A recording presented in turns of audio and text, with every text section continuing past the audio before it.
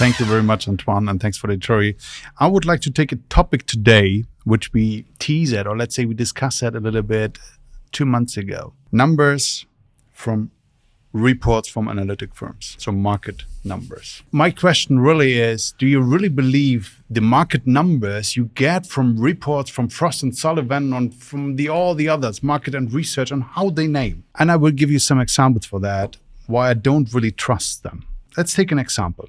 I always have the feeling that whenever I look into something, 2 months ago, we talked about containerized. So I looked a little bit into the market and I always got the same number, that the market valuation for 2025, 3.6 billion.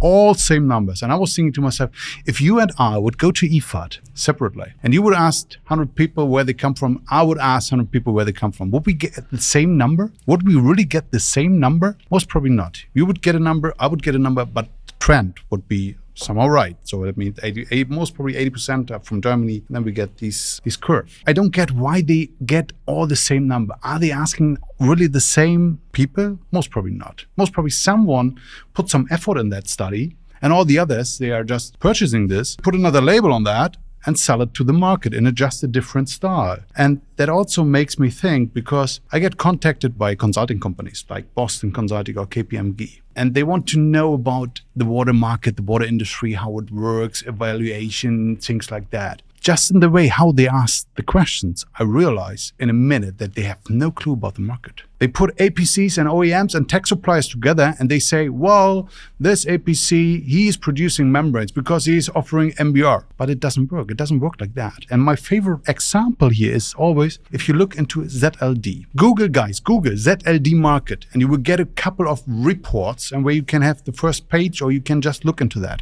And I always get frustrated if I see that, because you get all the different companies who are in that market. I have them here. Alfa Laval, Aquarion AG, Aquatech International, Envitech, Acorn, and so on and so on. H2O GmbH, Safbon, Veolia. They're all the market leader for ZLD. But I tell you the truth. Aquarion AG is the umbrella organization for Hagen-Dazs, for HNE. They never built any ZLD plant. Sure, there were plans to do so, and there's a market opportunity, things like that, and they want to do that. But since my time, 2 years ago, they never built any plan. H2O GmbH is a great company. They have vacuum distillation. Their biggest plant is 30,000 cubic meters a year. Good one. And they are the market leaders, guys. So all I'm saying is, who to blame for? Is it more the analytic firm, or is it more us who believe in that? Or you believe in that because you told me that you believe on the Frost & Sullivan. No, even I did. Even I did some years ago. The point is, these kind of reports, they are all wrong. Maybe they give you an idea where somehow an idea where this goes through, but never believe really everything. Judge everything. Judge the numbers, judge the market sizes, judge the players, please. I think to a certain extent, you're beating an open door, because I don't know anyone who ever told me a market study is fully accurate. No one, I hope, believes that. Then I'll give you an example, which I think I already gave on that water show, but it was a while ago. It is, let's take wastewater treatment. Let's say from Frost & Sullivan, I give a call to Veolia and I say, did you sell that wastewater treatment plant? Yes, of course. How much was it? Well, 30 million. Okay.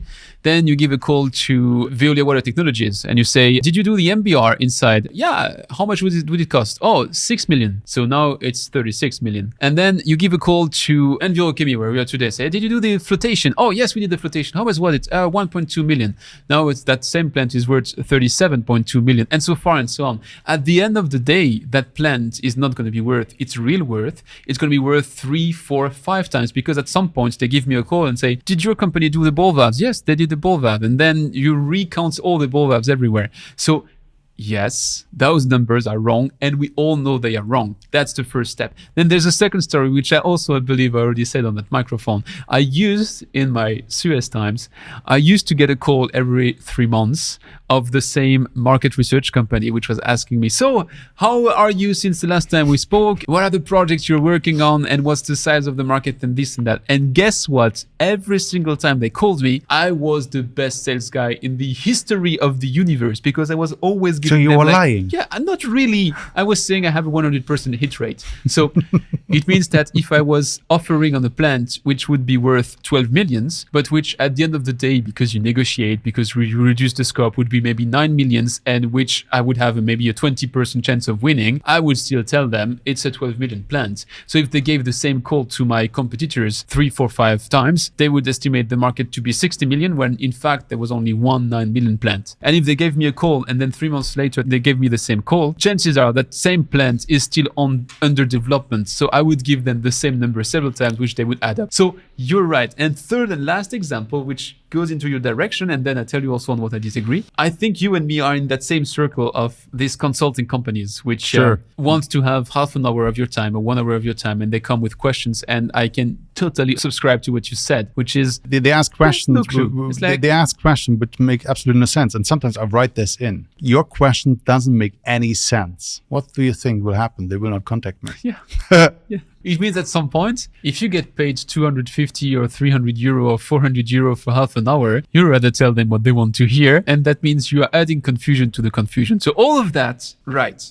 Now you also said something about the tendency. And I think that's the important thing. If you take a market study and you take it at face value, it's pretty limited. Now, I would believe that serious market research companies would have correcting factors. They would know that if they call 3, 4 competitors, which give the numbers, they would divide it by a ratio and assume that they are like me and that they are lying and saying that they have 100% hit rate. So maybe the numbers aren't... Didn't we talk recently to Christopher and he came with a correction factor and something like that? Something rings a bell about this topic.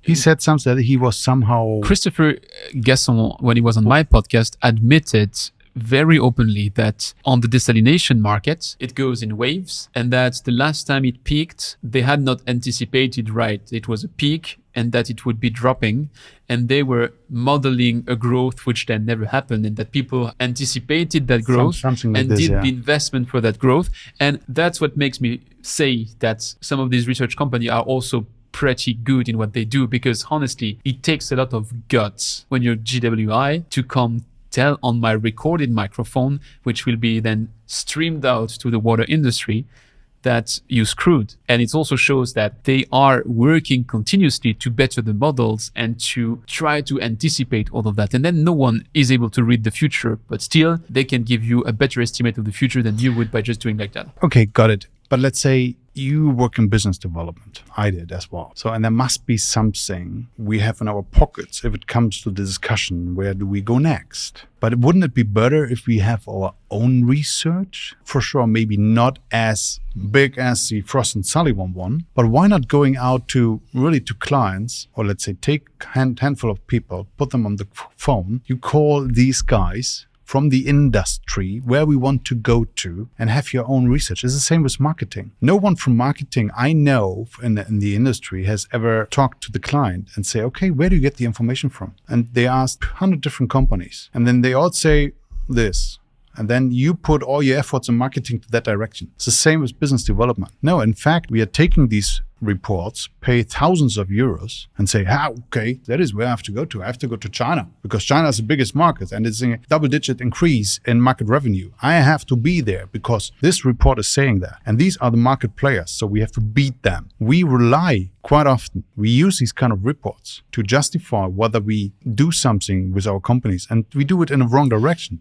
And the same is with the investors. Hopefully they are a little bit smarter and they know that they are wrong. But even their analysis, there must be a basis for them. Björn, did you ever meet an investor or a CEO who told you that he believed the business plan? Well, I know CEOs who came up with these kind of reports and saying, whoa, this is now on your direction. Maybe they say that, but I'm pretty sure in their decision making, it's only one part of the decision. You would be surprised at what I'm going to be saying. That's the joke. But I think you're seeing the word in black and white and that it is shades of gray. I think you need someone to repeat that to you all the time, Björn. So it's going to be me. I think you're right, especially when you're in business development. I can tell you what I do is that I am trying to do my own research, which means I'm triangulating. I need to start from somewhere, and sometimes there's a market I have a good grasp on it, and then I would directly go to the market and I would try to assess the opportunity myself. Sometimes I'm going on a market where I have no clue how big it is. That's why I have a number for Containerized, because we noticed that we had a good fit with Containerized. We had some very good customers. We were really doing great business in a good win-win. Customers which are happy and we are happy. So we thought, oh, that's so good that we can't stop here. We have to find a way to multiply them. If you type Containerized water solution on Google, well, everybody does that. As you said with ZLD, everybody claims to do it. So and then they are part of the list. So Google is limiting here. So part of my decision process was to acquire some research left and right, also look at what GWI does, also look at what BlueTech did in terms of research report, and triangulate the sources to get a list of companies that would be interesting to talk with. But now it is lame if you stop here. The next step and the real work starts here. It means there is a very cool book written by Fitzpatrick is his name. I can't remember the surname. And the book is called The Mom Test. The entire book, basically all the chapters after chapter 1 are to explain you how to do it. But chapter 1 explains you the methodology, which is how do you write a questionnaire and an inquiry that even your mom cannot lie to you. And if you apply that methodology, you have your targets because you've done your pre-work, but then you have to do that second step where you have to go seek honest market return. Let me summarize that a little bit, or let's say, my idea is really, I would love to encourage people, if they really want to go to a market, which they should because they want to expand their business or whatever, go out there, call a couple of your end customers, your potential customers, and just call them. And that is the biggest issue. People are afraid still today to call people and ask about whatever they want to know. And that is the biggest pain. Today, everything is really on, I'm just sending an email. And it didn't answer me, sorry. People and love really, talking about themselves, so don't be shy. Reach out to Exactly. them. They will love to explain you what they do. don't rely only on these kind of reports. That's all I want to say. If you just take a report, you can grab one of these reports about ZLD, MBR, membranes, whatever. They are all not correct. So take that maybe as a hint, but go out and call the people. I have a last thought for you, Björn, on that one. Sometimes I would be happy today to do some studies, to go to university for 3 years and learn something. When I was 20, the last thing I wanted to do is to keep studying. I wanted to go out and do something else. True. And when you're a master student in his last year, sometimes you get tasked with that stupid thing of please do a market research. And as a student in his last year of masters, it is the kind of things you hate to the guts and which you end up doing like the faster, the better. In the retrospect, that is probably the best thing you can do to get a glimpse of that market because it gets you to speak with that market. Exactly. So I know it's boring. I know it's not the most sexy part. Maybe you can be like me and cheat and pretend that you're doing a podcast so that people are open to discuss with you. I would really double down on your advice, Björn. Go out and do it. Go out and do it. Thank you.